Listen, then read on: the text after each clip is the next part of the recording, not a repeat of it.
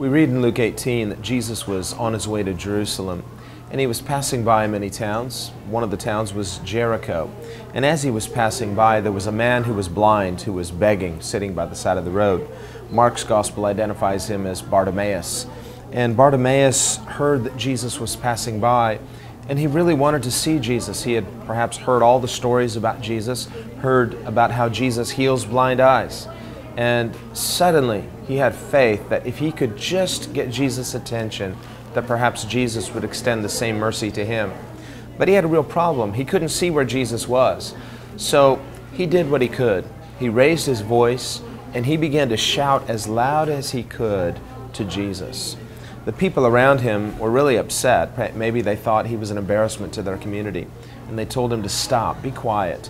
But the Bible says he began to shout out all the more. Why?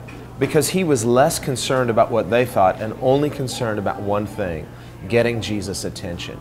Because he knew he had a narrow window of time. Jesus was passing by. In a few more moments, Jesus wouldn't be there anymore. Jesus was on his way somewhere else. And I suppose the question that we need to ask ourselves is, how desperate are we to have an encounter with Jesus Christ?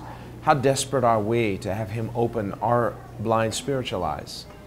How desperate are we to realize that we don't have an eternity to just wait around expecting God to come to us, but that when Jesus is passing by, there's a moment that you have to step into. There's a price you have to pay. If you can't see where he is, then let the sound of your voice go to him.